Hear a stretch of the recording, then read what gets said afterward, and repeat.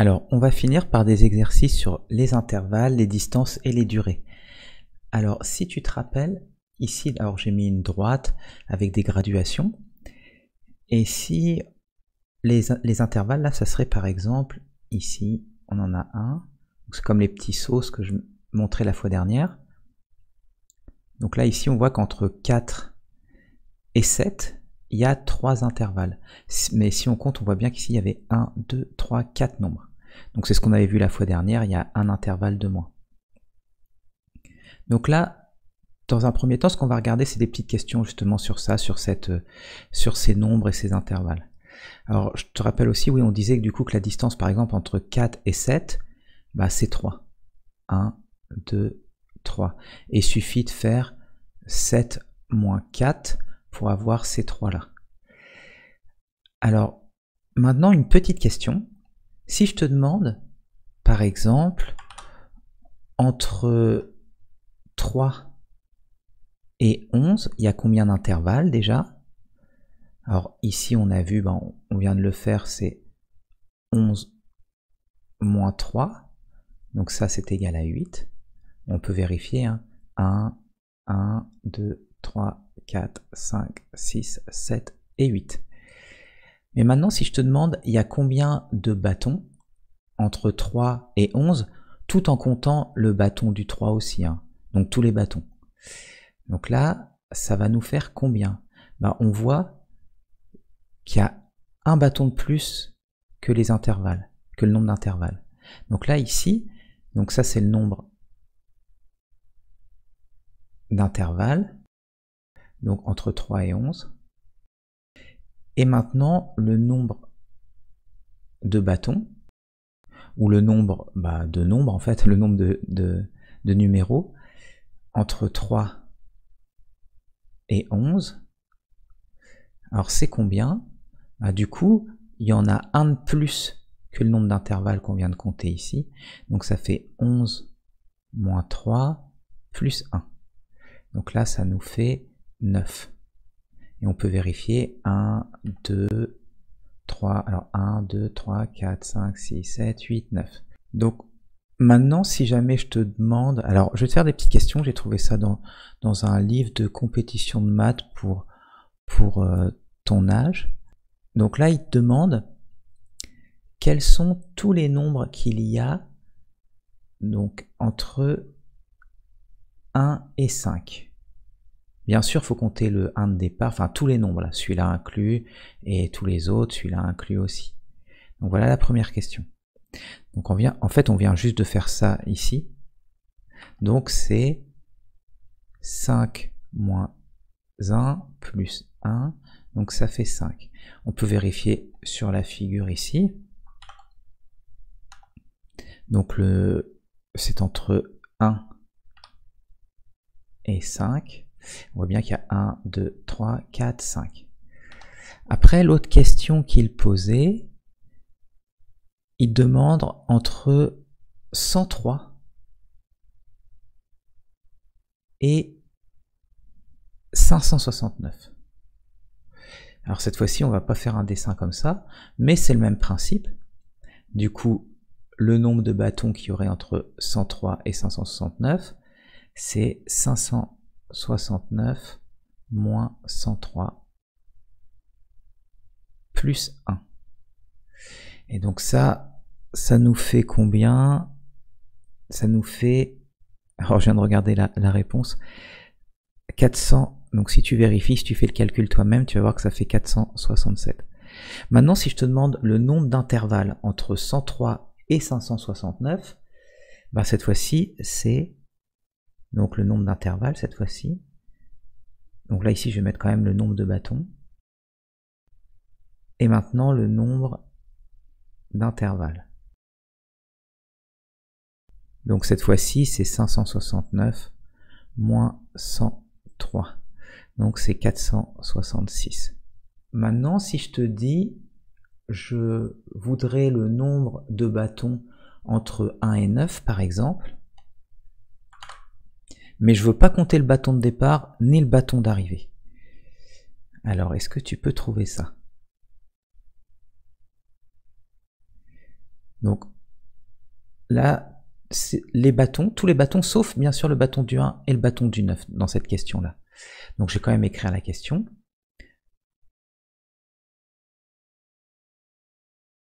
Donc voilà, le nombre de bâtons entre 1 et 9 sans celui du 1 et celui du 9. Donc cette fois-ci, ça va être quoi? Donc ça va être 9 moins 1. Donc si je fais 9 moins 1, je vais compter le nombre d'intervalles. Et on avait vu qu'il y avait un intervalle de moins que le nombre de bâtons. Donc ça veut dire qu'on a déjà éliminé un des bâtons, celui du 1 par exemple. Mais il faut que j'enlève encore celui-là. Donc il faut que j'en enlève encore un. Donc là, ça fait 7.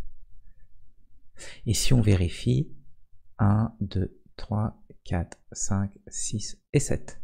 Donc c'est bon. Alors, une autre question qu'il pose, c'est quelle est la distance entre 13 et 400?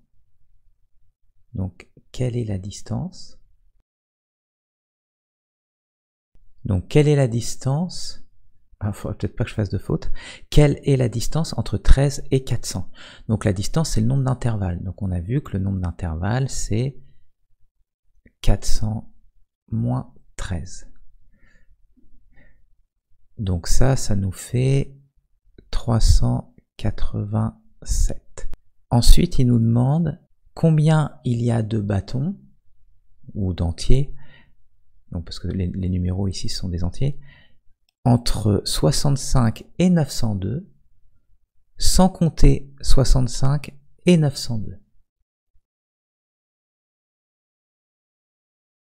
Donc quel est le nombre d'entiers entre 65 et 902, sans compter 65 et 902? Donc on l'a vu un peu plus haut, on fait 902 moins 65. Donc ça, d'ailleurs, ça nous donne la distance, le nombre d'intervalles, et il faut encore en enlever un bâton, un entier, et là on a la réponse. Donc on va le faire 902 moins 66 est égal à donc 12 moins 6, 6. On n'oublie pas ici le 1. Ensuite, on a 7 ici, donc 10 moins 7, 3. Et 836. Donc voilà la réponse. Alors, la dernière question qu'il nous pose, c'est combien il y a d'entiers strictement supérieurs à 1 et inférieur ou égal à 339. Donc voilà la question. Combien d'entiers sont strictement supérieurs à 1 et inférieurs ou égaux à 339? Donc ça veut dire qu'on ne prend pas le bâton du départ, mais on prend bien celui d'arrivée. En fait, ça revient à compter le nombre d'intervalles entre 339 et 1. Donc la réponse, ça va être 339 moins 1 égale 338. Donc on pourrait, toutes ces questions-là, en fait, faut voir si on se trompe pas dans la façon de calculer. On peut prendre des nombres plus petits comme ici et voir si on se trompe pas.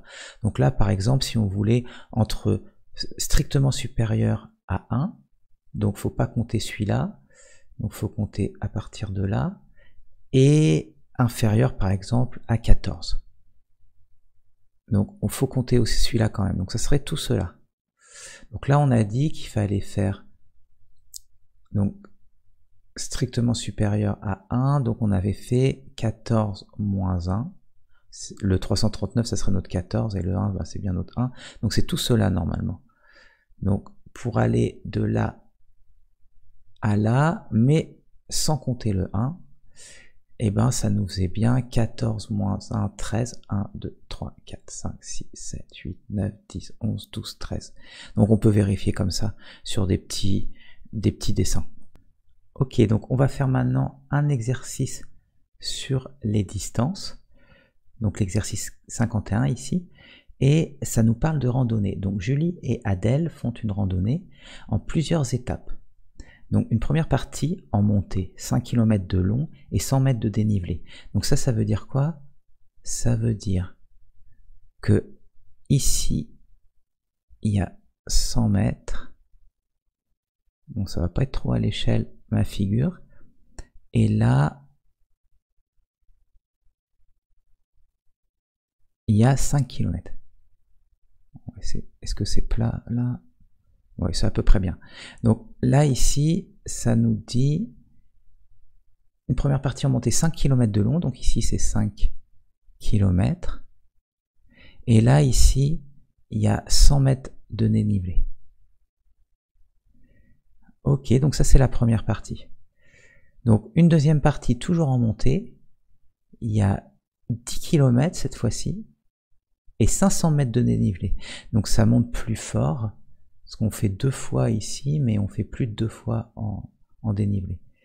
Donc si on dessine ça, donc ça va faire quelque chose, alors toujours pas à l'échelle, mais on va avoir quelque chose comme ça, qui va monter plus fort et plus long.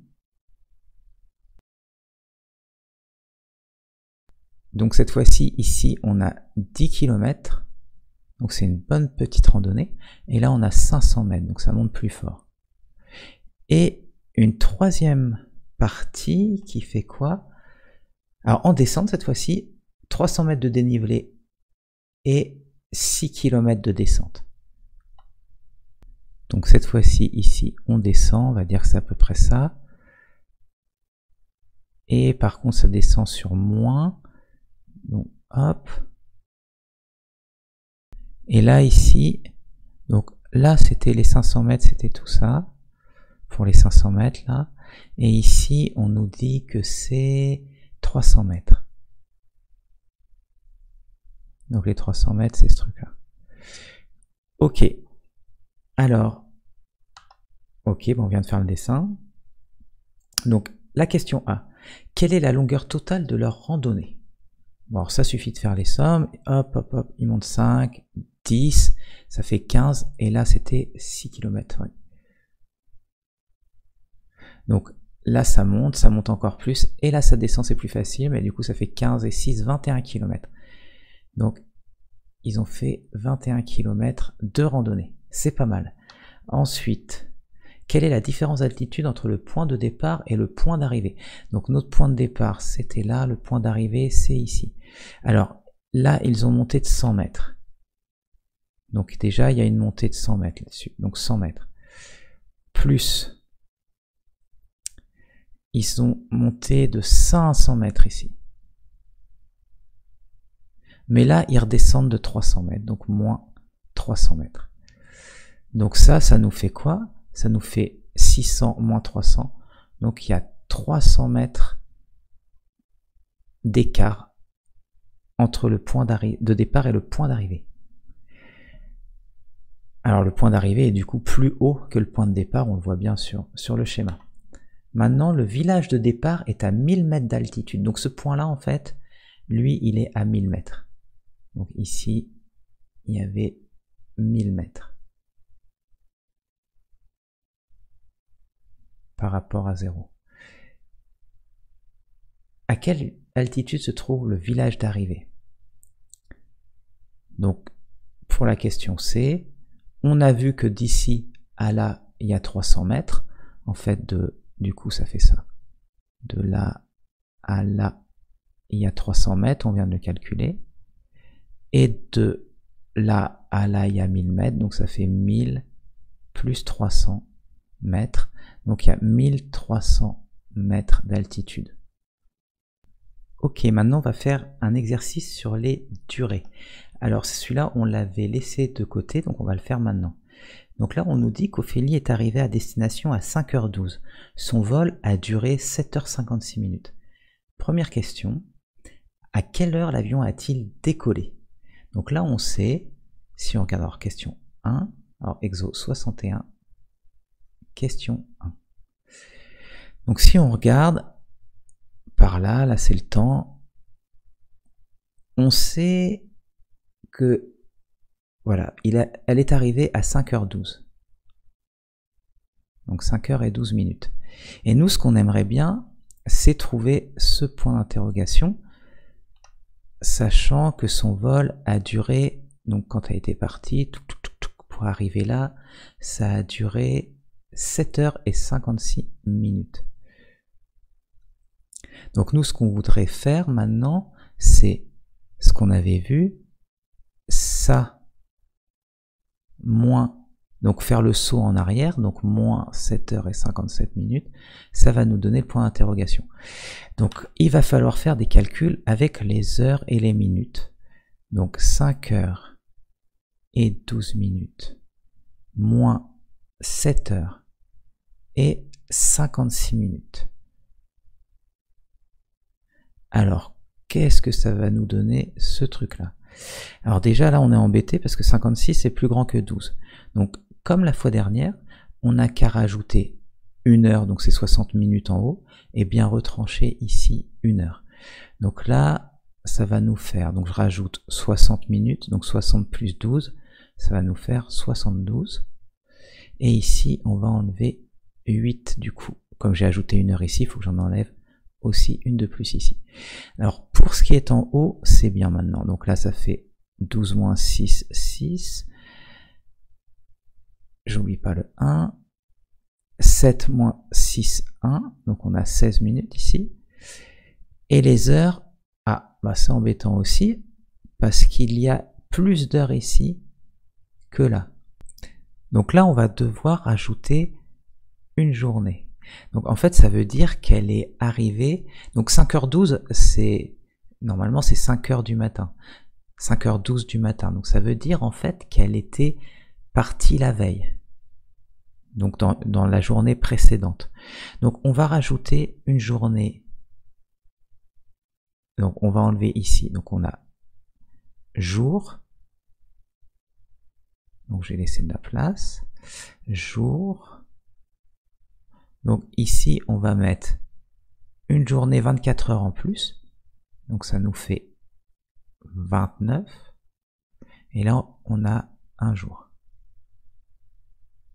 Donc si on fait le calcul, 29 moins 8, ça fait 21 heures. Et là, bah, on a quelque chose, on a 0 jour ici et moins 1 jour. Mais là, ça veut dire que du coup que c'est la veille. Donc ça veut dire en gros que ici, si on dessine bien, on a 21 heures et 16 minutes. Et c'est du jour précédent parce qu'on voit que minuit, ça va être quelque part par là. Là, on aura 0 heure 0 0 minutes, donc minuit. Et donc c'est pour ça qu'ici, on a moins 1 jour. Moins 1 jour, ça veut dire que c'est la veille en fait. Donc on est arrivé la veille. Donc ici, ça serait moins 1 jour normalement, mais du coup la veille, 21 heures, le jour d'avant. Alors c'est le Pascal du futur qui parle, parce que là je suis en train de monter la vidéo, et je me rends compte que je pourrais faire peut-être une explication un peu plus claire à la place du moins 1 jour. Donc là ce que je vais rajouter en fait, tu vois ici, c'est le jour d'arrivée. Donc on sait qu'elle était arrivée à 5h12, et là je vais dire que c'est le 11 mai. Donc maintenant, si on le fait, si on refait notre calcul, donc ici on aurait le jour, c'est le jour 11, donc c'est le 11e jour du mois de mai, et 5 heures et 12 minutes. Et là, cette fois-ci, on va faire moins, alors je remets 7h56, donc on veut calculer en partant de 5h12, donc on fait moins 7h56. Donc 7h56. Donc comme tout à l'heure, ce qu'on va faire ici, c'est rajouter 60 minutes, parce que là, il y en a plus ici que là. Donc ça change pas, je refais vite fait le calcul. 12 moins 6, 6, 7 moins 6, 1. Donc on retrouve bien nos 16 minutes. Les heures, il y en a trop en bas par rapport en haut, donc ce qu'on va faire, c'est rajouter 24 heures, comme tout à l'heure. Donc là, ça fait maintenant 29. Et là, il faut enlever une journée, puisque je viens de rajouter 24 heures, donc je viens de rajouter une journée ici en haut, donc il faut que j'en enlève une en bas. Donc 29 moins 7, ça fait... Alors là, je viens d'oublier en fait que j'avais, tu vois, que j'avais ajouté 60 minutes. Il fallait bien en enlever une heure ici en plus.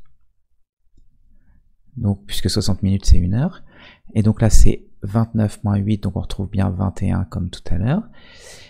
Et cette fois-ci, on fait 11 jours moins 1 jour, et donc on trouve le 10e jour du mois de mai, par exemple.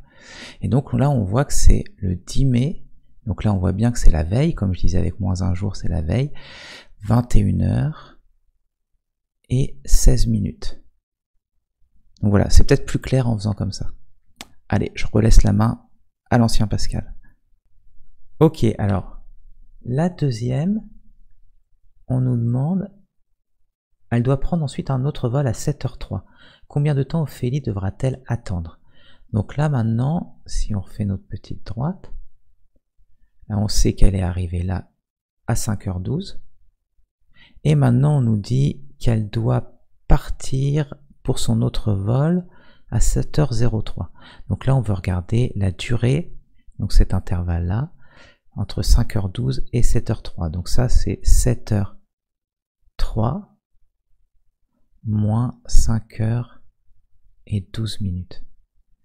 Donc là, pareil que tout à l'heure, ici on a moins de choses que là, donc on va rajouter 1 heure, donc 1 heure c'est 60 minutes, donc ça va faire 63 là-haut, faut pas oublier d'enlever 1 heure ici, et donc ici 3 moins 2, 1, 6 moins 1, 5, et 7 moins 6, 1 heure. Donc elle devra attendre 1 heure et 51 minutes. Alors on va en faire un dernier, on va arrêter là. Ça va être un autre exercice sur les durées parce que c'est pas forcément facile. Donc on va prendre maintenant celui-ci, le 68. Alors 68, qu'est-ce qu'il nous demande? Aux derniers Jeux équestres mondiaux a eu lieu l'épreuve d'endurance par équipe. Voici, alors question 1. Voici les temps des membres d'une première équipe, 7h36 minutes et 56 secondes, 8h07 minutes et 27 secondes, 8h09 minutes et 13 secondes. Quel est le temps total mis par cette équipe? Donc il va falloir additionner toutes ces durées. Donc on a 7h36 minutes et 56 secondes, plus 8h7 minutes et 27 secondes, plus 8h9 minutes et 13 secondes. Alors c'est parti. 6 et 3, 9 et 7, 16. 6, je retiens 1. 6 et 2, 8 et 1, 9. Donc on a 96 secondes, c'est plus que 60 secondes, donc on va transférer après les minutes supplémentaires. Mais pour l'instant, je vais laisser ça comme ça. Alors non, j'ai qu'à le faire comme ça, je vais intégrer ça directement. Donc 96 secondes, je dois retirer 60 secondes pour 1 minute. Donc 36 secondes ici. Et je rajoute 1 minute là. Donc là, on a 1 et 9, 10. 10 et 7, 17. 17 et 6, 23. 3, je retiens 2. Et là, 2 et 3, 5. Donc 53 minutes. Et en heures, 8 et 8, 16. 16 et 7, 23 heures. Donc là, ils ont mis en tout 23 heures, 53 minutes et 36 secondes. Un peu moins d'une journée. Question B maintenant. Donc ça, c'était question A. Question B. Voici les temps de 2 membres d'une seconde équipe. 8h13 minutes et 3 secondes, 8h18 minutes et 17 secondes. Sachant que l'équipe a mis 24h49 minutes et 46 secondes au total, calcule le temps mis par le 3e membre de cette équipe. Alors ce qu'on va faire dans un premier temps, on voit déjà, eux ils ont mis plus d'une journée, donc ils ont été derrière eux, ils ont perdu. Maintenant, on va d'abord faire la somme de ces deux durées.